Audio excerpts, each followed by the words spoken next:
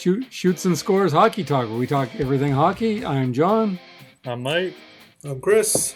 All right, guys, let's go. Now, the first topic on the agenda for tonight is the trade between the Vancouver Canucks and the Minnesota Wild. While Quinn Hughes was traded to Minnesota Wild by the Vancouver Canucks on Friday, which I'm sure everybody out there that watches us knows, but Vancouver received forwards Marco Russi, Liam Orgren, however you pronounce his name, and defenseman Ziv Biam, and first-round pick in the 2026 NHL draft.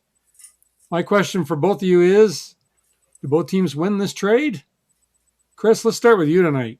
Do you think both teams win this trade? Uh, Minnesota 100% won for today and probably maybe for a year or two, maybe longer. Usually it's, whoever gets the best player in the deal wins the deal. And as of today, yes, it's definitely him. But I like Vancouver got a haul, right? They got a lot of pieces, and Zeev, there's a high probability he could become just as good as Quinn, right? He can get to that level, and if he does, then Vancouver's going to look really good in the future. But as of today, yeah, this is the Wild went for a home run, and they hit it out of the park with this acquisition, and yeah, I think both teams in theory should do well with the results of this trade when we look back at it, 3-4 years down the road. Mike, what do you think? Yeah, I think, now was the time for Vancouver to trade him if they were going to. This was the time they were going to get their best return, and they And they did. absolutely did. Yeah. So, like Chris said, the best player in the deal is Quinn Hughes today. So, Minnesota going into the playoffs, he's going to be far more helpful to them than what they gave up for this year and potentially next year. But I do like the players Vancouver got in return. Rossi, number 1A, 1B center, I guess, in Minnesota with Eriksson Ek. So he'll be, top two lines in Vancouver as well. I mean, Pettersson's hurt, so I assume he'll be the first line center at least for now. Buyum, really good young defenseman as well, which the Flyers passed up on to take the great Jet Luchenko. So, yeah, great move, Philadelphia. So and like Chris said, he's got some high end potential on him too. I mean, and there's no reason that he can't fill Quinn Hughes' shoes in Vancouver as of today, going on into the future. Andy's a little bit younger. Ogren, more of a prospect, which they're hoping will pan out. I mean, he was a former first round pick, so he does have some upside to him. It's going to come down to opportunity. Like, he didn't play a lot when he was with Minnesota, so he'll get more of a chance in Vancouver. And the first round pick, who knows, right? So, I mean, that could be. You just never know. It's going to be a very late pick, but it's a first round pick. So if they can hit a home run with that first round pick, that deal will look really good for Vancouver. So we'll have to. Yeah, Minnesota struggles, Gary, the first round, so the pick might not be too bad. Yeah. So yeah, great deal for both teams, and it's obviously going to help Minnesota more short term, but long term, I think this helps Vancouver quite well also. Yeah, and there has been some chatter about this, right? Because they're like, okay, they give up Hughes, Vancouver's tanking. You want a top 3 pick, preferably the top pick. But because they got 3 good players they're in the lineup right away, some people out there are like, did they get worse? No. Did they get better? They might have got a little better here. Right they now. won their last 2 games since the trade. So, yeah, and Rossi's a pretty good player. He was, close to a point a game this year. He was, I think he had like 60 points last year. So, maybe he's got a higher ceiling than what he's shown so far too. So it's gonna be interesting to see. So, but yeah, I like the move for Vancouver. Like, I don't see how they could have gotten a better return from any team than what they got from Minnesota. I thought that the trade looked pretty good for both teams. Like you said, obviously Minnesota wins right away, or seems like they will anyway. But I've got a part B to this question. Now, I noticed that Hughes, he had 92 points in 23-24, 76 points last year. So is Hughes the second best defenseman in the NHL today, point wise? And if so, will he get more points now in Minnesota than he would have when he was in Vancouver? Chris, what do you think? He's going to get more points in Minnesota because of the power play and Kiprasov there. That's going to be a lethal combination. Is he the second best scoring defenseman? I guess is what right behind Makar. Yeah. I like Werenski. I like Werenski and what he's doing in Columbus. But yeah, he easily top 5, maybe top 3. But I don't know if I'd give him the number 2 nod. Mike, what do you think? Would you give him the number 2 nod? It's pretty, like Chris said, it's pretty tight there. I do like him more than Werenski, though. But Bouchard would be the other guy as far as scoring goes. I mean, he's going to get his points playing with McDavid and Draisaitl. So, I mean, What? No. uh, so I'd say it's, if I got to give a slight edge as far as if you're looking at overall talent, I think Quinn Hughes is the better guy. But when you look at the guys he's playing with, I think Bouchard gets a slight edge because of the guys he's with. Although Kaprizov's no slouch either. So yeah, it's close, but I'd say he's definitely in the mix there for top 2, top 3. Okay. All right. I was watching one of the prognosticators on TSN on the sports desk. And of course, he was going on about how other GMs should have been making that move. Why weren't they making that move? And I think they tried. I think people I'm sure that tried. they tried. It's a Minnesota offer. Do you think anybody else could have put forth a better offer? The rumors are the Devils had something good, but they didn't have cap space, and they would have to make other moves. But even Zev, like that's a top guy, right? And I don't know what other teams have a guy like that they could have offered, plus a first round pick. Plus, they give up 4 guys who are first round picks, right? Or 3 guys with first round picks and a first round pick. The Devils' offer looked pretty good, but Nemec is still not. There's some doubts about Nemec from the Devils. Dawson Mercier doesn't. He's not Rossi. He's not as good as Rossi. So even the Devils, their offer's kind of been exposed. It wasn't at Minnesota's level, and I think that's why this deal happened so quickly, right? I'm sure Vancouver was like, check the box. Yes. Let's go. Well, maybe we have to give the GM for the Canucks, which I'm not sure who it is. Maybe we should give him some credit, him or her, whoever the hell decided to make this move. No. No. I do know who the GM is. It wasn't. It's the perfect timing, and Bill Guerin was ready to pay the price. So, yeah. All right, there we go with Bill Guerin again. Okay, let's go on to our second topic, guys. And that is, of course, the Oilers, because, I mean, why not? Why can't they make a trade? We've been talking about this deal for 2 damn years, and finally something happened. They acquired Yari and forward Samuel Poulin in a trade with the Penguins on Friday for goaltender Stuart Skinner, which everybody out there I'm sure already knows. Defenseman Brett Kulak and second-round pick in the 2029 NHL draft. Whoop-de-doo.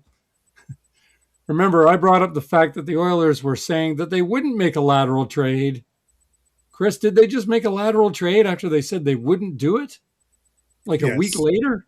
100%. 100%. But we also kind of said if they make this type of deal. They said they wouldn't do it, though. Yeah, it's Edmonton. Yeah, it's 100% a lateral deal. 100%.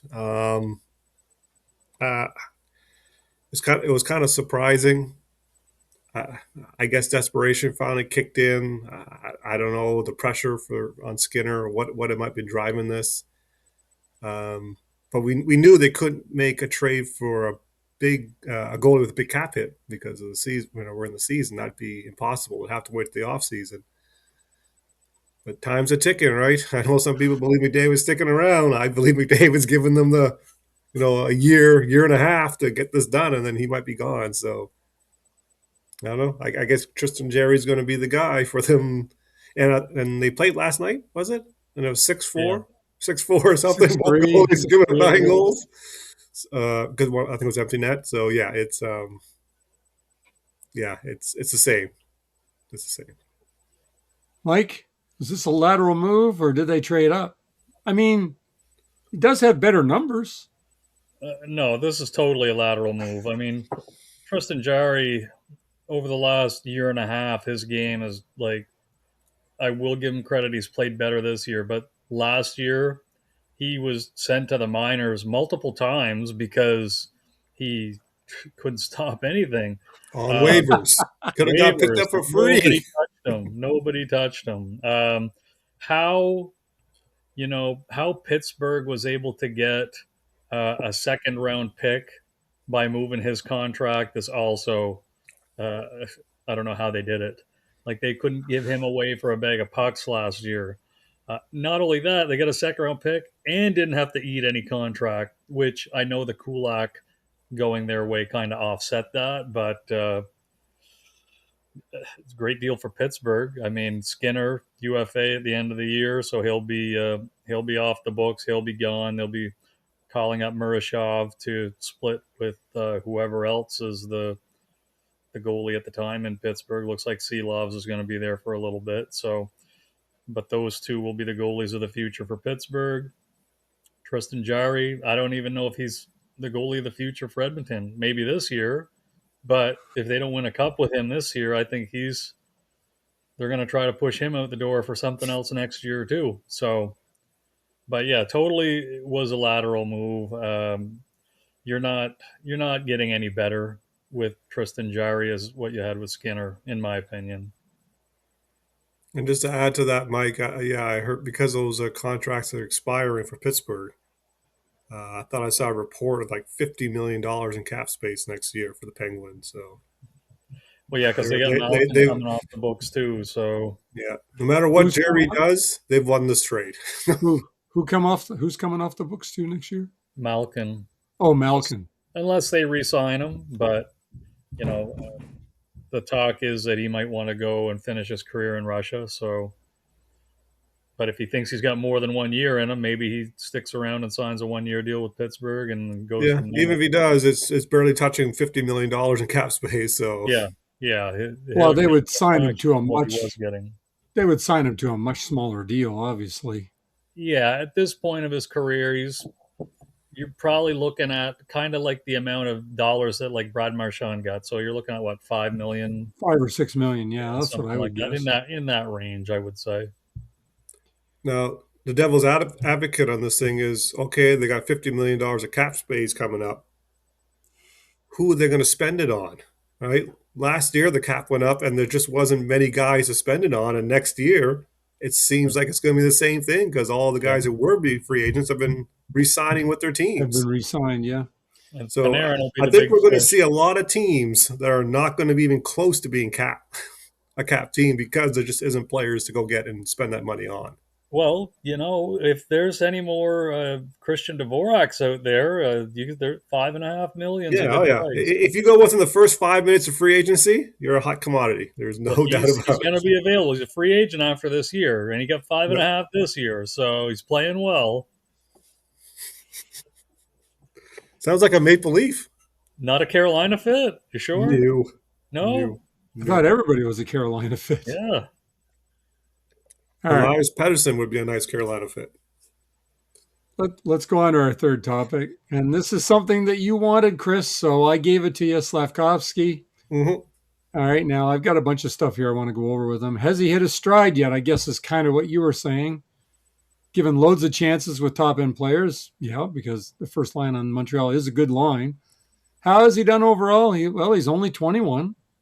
he's not 30 yet or anything. He was the first overall pick in 2022. Born March the 30th of this year so far, and he has 9 goals and 11 assists for 20 points in 32 games. Average ice time per game is nearly 18 minutes. Last year he had 51 points. The year before he had 50. 11 of his 20 points are on the power play this year, and he averages 245 overall on the power play this year. So now, has Slafkovsky lived up to the hype, Chris? What do you think? Yeah, and I'm not here to bash the guy or bash Have fans or anything like that. Hey, I will bring out the Shefnikov right comparison with this guy, right? Big, strong power forwards. Shefnikov last year, I kind of made a decision that he doesn't know where the puck is going when he shoots it. He has no clue. So he's one of these guys now. If he scores 30 goals, that's going to be his career year. He's probably going to be a 20 goal scorer, and it is what it is, right? He's 25 now, I think. But when you look at guys who are drafted with high pedigree, there's usually sometimes small steps, sometimes big steps, but at least there's steps, right? These guys are elevating. Look at this year with Bedard and Celebrini and Carlson and Mike's boy Cutter Gauthier, right? They've all taken this Right. step. And Slafkovsky's, again, he's getting the playing time. And like I said, 50, on pace for 50 again. Yeah, I figured it out, and playing. he's on pace for 51 this year. Yeah, it's the same, right? So then you're kind of like, oh, boys, like what? Now, if you relook at the draft, of course, in that year, it was all about Shane Wright. I'll give Habs management, a thumbs up. I think they realized that Shane Wright was a third, second line center, good player, but not dynamic. And I think that's why they looked at Slafkovsky and say, hey, this kid probably has more upside. But when you look at it now, you're like, well, Cooley's looking pretty good. And he's taken another step this year. Katagoche, who we mentioned already, if you wanted a power forward big guy, he's point per game this year. Yep. Might have looked at those type of players, but yeah, I don't know. In Montreal, I'd be getting a little worried if 50 points is his ceiling right now. And in particular, like Cooley hasn't outscored him, but Cooley's played like 60, 70 less games, and he's only a few points behind him, so he's going to pass him this year, obviously. Oh, I know with his injury, but he's going to pass him soon.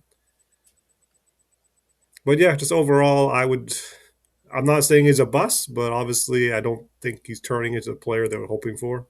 And but they're a team that's kind of small, almost like Carolina in the top 6. Can't really afford to move him because he does play that physical game. Hard to move him because of that. But yeah, that's just my 2 cents on what's happening there, because he doesn't seem to be progressing like other top talented guys in the draft. Mike, Yeah. we know you're a closet Habs fan, so what do you think? Yeah. Open the closet up. Yeah. Yeah. Same thing is, he hasn't taken those steps like Chris had talked about. He's kind of reached a point and he hasn't really moved off of that. He hasn't gotten worse, but he hasn't gotten better. And you look at the other guys too in the draft, and Cutter Gauthier last year was basically at the same stage right now as what Slafkovsky is doing, but Right. Cutter Gauthier took a bigger step this year. Um, Mind you, Cutter Gauthier taking a big step. He's playing with some stronger players as well, like guys that are also taking big steps, like Leo Carlson. He's played great. Troy Terry's played pretty good. Seneke. Like the Ducks have all these guys that are all taking that next step all at the same time. So that helps. Whereas in Montreal, aside from Slafkovsky, you've got Suzuki and Caulfield. Like that's it. So Am I missing anybody else in Montreal? That's who he plays Hudson. with, though. That's who he plays with. I get it. So and the other guys, like Chris said, with Cooley. When you look at the rest of the guys in that draft, though, that were drafted in the first round, they haven't gotten to where they have taken the next step either. Um, Nemec was picked high. He's played better this year, but he's gotten a little more opportunity with the Devils' injuries. However, coming into the season, he wasn't getting anything for playing time. He was being, scratched a little bit or, um, not getting a lot of minutes. But the injuries for the Devils kind of opened the door for him a little bit there. But yeah, the rest of the guys in that draft here in the first round, they still haven't gotten to the level that Slafkovsky's at right now. So I don't know if it's safe to say he's a bust yet, but we got to start seeing the steps taken between this year and next year to justify getting picked where he was. So I mean, could he? I suppose I'm going to ask a question that, yeah, you're going to say yes. I mean, could he pick it up though the rest of this year? Yes, but we haven't seen any sign of it at all. Correct. Yeah. I mean, he gets decent power play time. He's on the first line. I remember seeing the Not all the time is he analytics. on the first line, but Yeah, I thought I saw the analytics for him too, and it wasn't anything. You know, it wasn't horrible, but it was like average, right? I'm pretty sure. I think his offense team was average, and it's yeah. You yeah, expect more from the first pick overall, who's what 6'2", 225 or something. Like, and again, playing with the line mates he's playing on that power play, I would expect a little more from him. yeah, and I think Demidov's starting to get more of the hype there in Montreal, more so than what Slavkovsky is, and I think Demidov at the end of the day is going to be the better player between the two as well, just because he's got more of an offensive play style. He seems a little bit smarter with the puck and that sort of thing. So, but it's between this year and next year for Slafkovsky to step up, or you're looking at a 50-pointer, I think.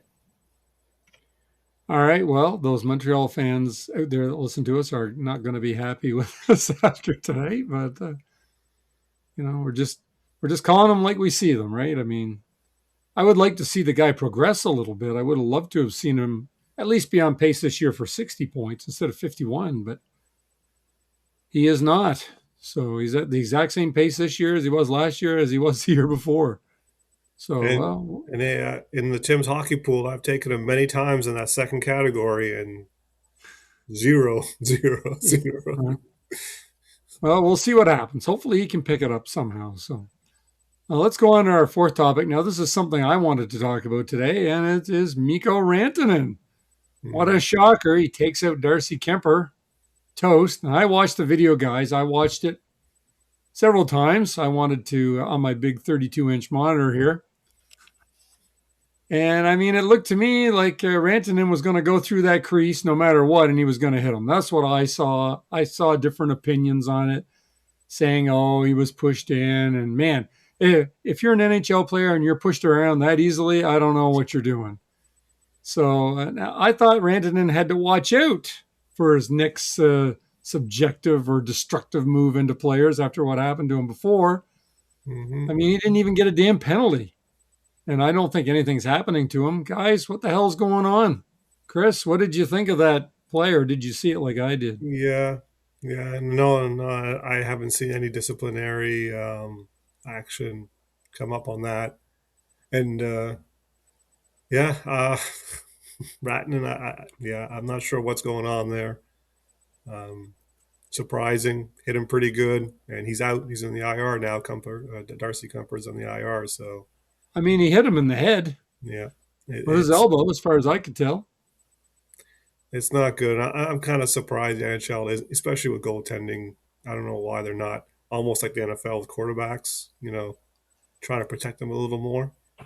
Um, Again, I'm surprised Ratton's escaped with any kind of disciplinary action from the NHL, and it's not a good look. It's not a good look at all from my point of view. And Did even the forearm shiver from Jones. Yeah, yeah. Like the pictures clearly show he's trying to hit him with his forearm, and there's no disciplinary action there either, and he's knocked out. Right? I don't know what's going on in the NHL the safety department. It's mind numbing. Mike, what did you see the play at all? What did you think? I did see the play. To be honest, I didn't really think it was that bad. Maybe I'm wrong, but uh, 70s Flyers hockey's back, baby. Yeah. well, I didn't even think he really touched him that much. But maybe I'm blind, so I don't know. To me, I saw it the same way the referees did, so I'm not surprised there wasn't really anything called for that. So I mean, Rantanen's sure getting a bad rap this year for everything so far, and this doesn't detract from it. So I don't know. I'm not surprised that he didn't get anything though. I saw the same thing the refs did. Well, I mean, Kemper didn't just leave the game and put himself on an IR for no reason. I mean, that's the way I see it. But whatever. To me, he must have some sort of a concussion or something. Mm-hmm. It's almost like Stolarz, right, and Bennett in the Yeah. playoffs. Well, it's the first thing that I thought of when I saw it. I was like, really? Here we go again. And It here's doesn't look Rantanen. vicious. It doesn't look, with a lot of intent, but the damage is done when these guys are, even with helmets on, are getting concussed.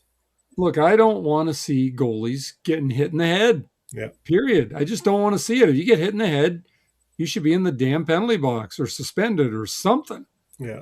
I think they need a little more protection here. Intent or not, they need more protection in that crease. Yeah, I don't care about intent. You can't prove the intent usually, or these guys are good enough at it that they can hide it. I Like mean, Dale, my like God. Dale Hunter on Turgeon, right? Yeah, there was no intent there at There was all. zero intent. Zero intent. Yeah. Didn't hear the whistle.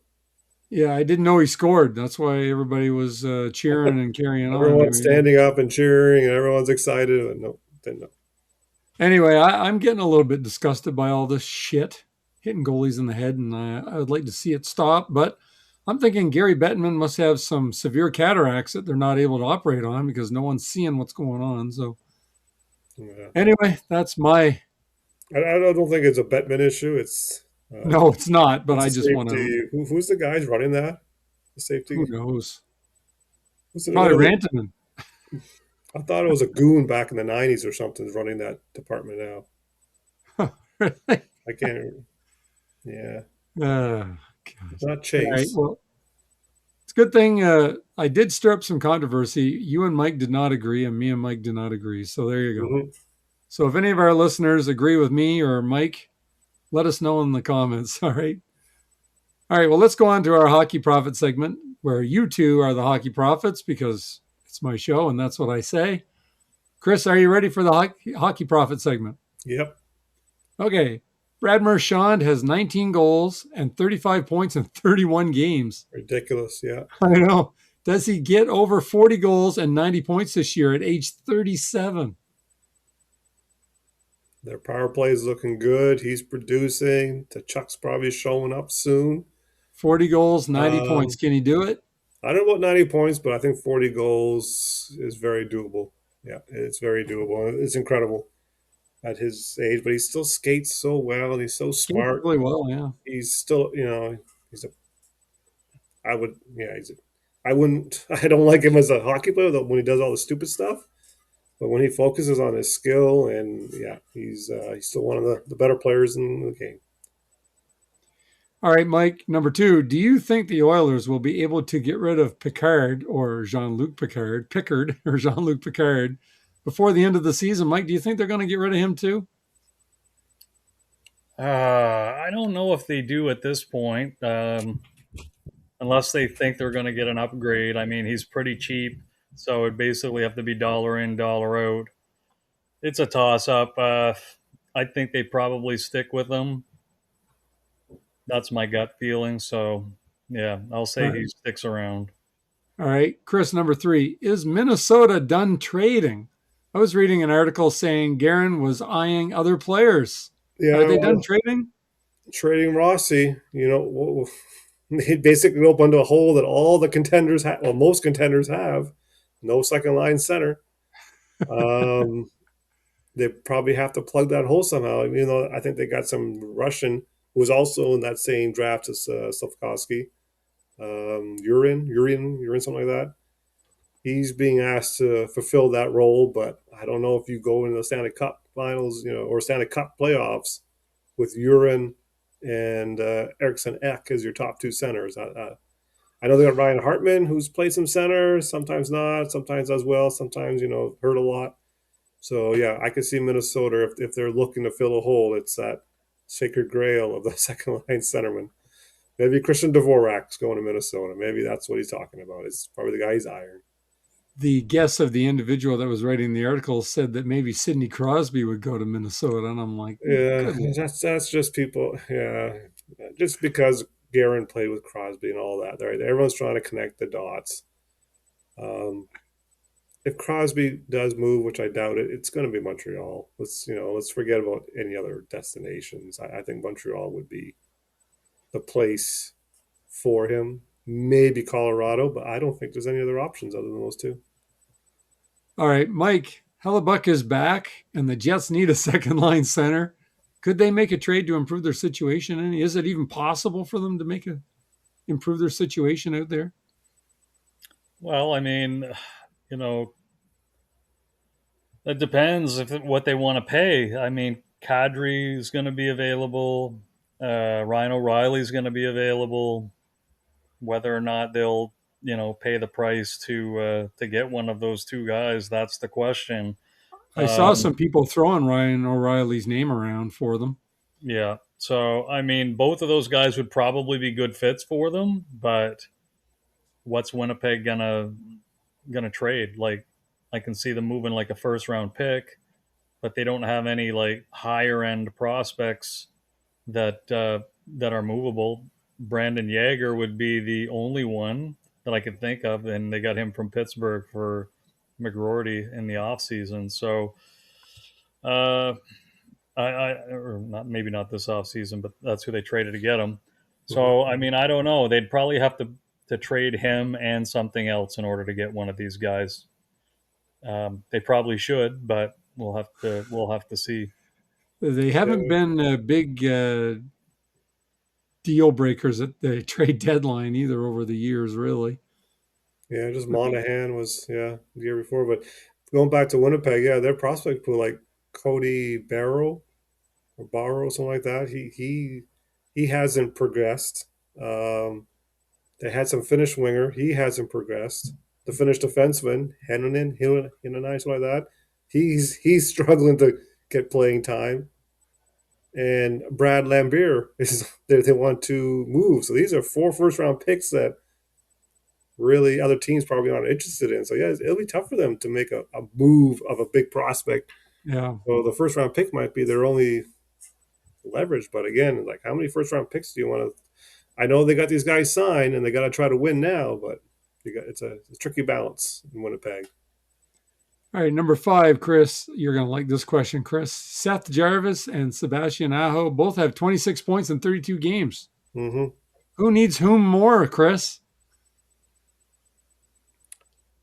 Uh, Aho, Aho, he's he's a guy that he's not somebody who should be trying to go through the whole team. But with Teravan in there, those two hooked up beautifully, right? They made so many nice plays to create nice, easy goals. I don't know if it's easy, but looks like easy goals. Then Natchez and Aho worked really well together. Jarvis works with Aho, but Jarvis is more shooter, right? So that's why you're seeing Jarvis scoring the goals and Aho getting assists. Um, so, but I think Aho could use another player that really helps him score goals too. And right now, that's not happening. So, but Jarvis could score without Aho. But Aho, I think, does need a complementary player to really move the needle. Just like when Gensel was there, they were really good together also. And he hasn't really had much time with Ehlers yet. I'm interested to see if that can develop some changes. chemistry Yeah. there. All right. And number 6, Mike, and this will be the last question. I'm sure you guys will be glad when this is all over with. Mike, the Flyers are in 6th spot, at least they were when I made up this question. They may have moved up with their win the other night. In the conference right now, we know that it literally changes every day, and it does change every day. The Flyers power play is 25th in the league at a 16.5% clip. Could they make a move, or should they make a move to improve their power play? Do you think it's necessary? Do you think they should do something to try and improve this power play of theirs? Or are Don't they they just have, not going to do it? don't they have Cam York? Do they need to Maybe improve? just play Drysdale. Just play Drysdale. Listen, In-house. They got the in-house guys already. the Flyers should. However, I don't see them doing so. They're going to go with the status quo for this year, unless they were to get in some way get a big fish. They're not going to do it.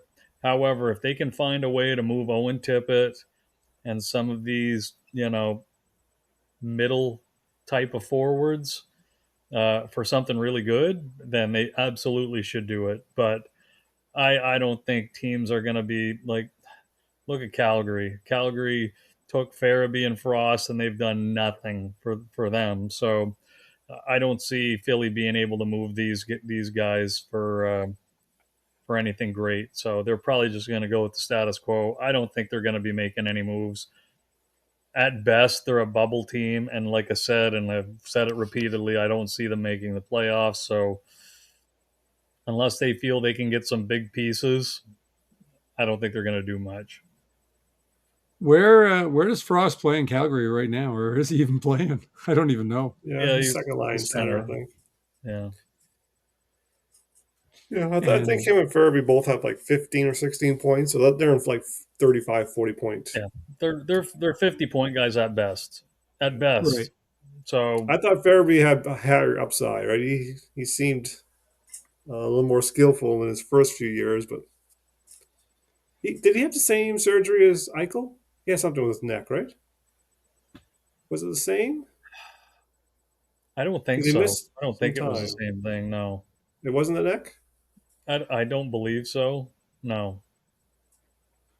Well, that's it for the questions tonight. I know you wanted to say something, Mike, before we go. Is there anything else you guys wanted to discuss before we end this episode? Oh, Maybe one thing. Well, before whatever Mike wanted to do, Dougie Hamilton. He's rumors coming out of New Jersey. A few deals have already been vetoed, and of course, he's the guy that I think everyone's looking at because he has a five-team no trade list or 25-team, whatever it is. You remember back in the day when he was a free agent, it was between Carolina and New Jersey. Carolina was offering him $6.2 million over 8 years. The Devils had to go 7/9 for him to sign with them. There was no one else was involved. It was just those two teams. And now 4 years later, they want to get rid of him. Right? He is 31 or 32 now.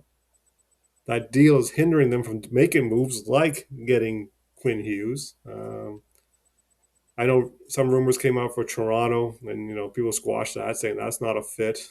But yeah, I'm interested to see because the Devils will have to eat some of that contract. But he's just to be a lot of value in the league for 6'5", 230, can shoot the puck and run the power play. Like there should be some people out there that's interested in him and right shot, which is craved by a lot of teams. But we're interested to see if the Devils are able to move him out. But it's one of those. It's like you signed him. You signed him for that money, right? You offer him that money. You got to deal with it, right? Right. Well, I'm sure there's teams that can use them. There's definitely teams that need them. Yeah, I'm sure Toronto could use them too. Yeah, people are saying he's not a fit there because your coach is looking for more defensive defensemen versus offense, which is kind of weird. But they don't believe he would be a fit there. Some opinions out there, but everything's pointing towards Rasmus Anderson just because Trev Living, Calgary. They've acquired him last year. They're going to acquire again. But I find Anderson's fool's gold. Like I wouldn't make that move, or you're going to end up overpaying for that guy too, right? Well, we'll see what happens, and we'll keep an eye on it. Mike, how was that Flyers game last night against the That was Canadiens? awesome. How can you go wrong with a nice sweet Are we win? going to talk over the Flyers Canadiens? halves? Is this my time to leave? Do I exit left right now? No, We're talking halves and Flyers. We won't let Mike talk too long. But we should But- talk about this superstar upcoming goaltender that Montreal has that obviously needs eyes in the back of his head the way he turned that puck over behind the net and Yeah, that was a nice play. and let the Flyers take that 3-1 lead just like that. And And isn't that one of your buddies that scored too? one of my buddies with Bobby One of Chris's Brink? No, Brink? one of Bagel's buddies. Brink, He's the Bobby Brink. fan. Of Yeah. course, he scores when I drop Even him. Bobby Brink can put it in an open net, so I like Bobby Brink. he's I think that was his ninth goal of the year, so it's not like he has none. player at best. So, but anyways, I will take that victory. It was very nice and peaceful in the house. Got to rub it into a few people, so that's 2 wins in a row that the Flyers have beat the Canadiens in Montreal. So yeah, so I was happy with the game. Was Not so was that a happy with the cheer? weekend's games, but Was that a cheer fest game last night? No. no, we couldn't all get together because normally Andrew hosts the game, but his daughters just got back from university, and Matt had just got off work late, so Ben couldn't make it. So we all watched from home, I guess. Ben and I would have been the happy ones out of the group, though. So But Whitey, you know what's better than Cheerfest? What's that? Guaranteed win night. That's all about aura, main character vibes. Watching one team beat another team in their home barn 9 times in a row. Guaranteed win night. Carolina versus Philly. I know Benji's probably upset. Mike's pretty upset. Mike looks pretty upset, so he's shaking his head in disgust. So Guaranteed win night. Oh, well, just don't get to a shootout with the Flyers because then you might lose. no, we won 2 in a row.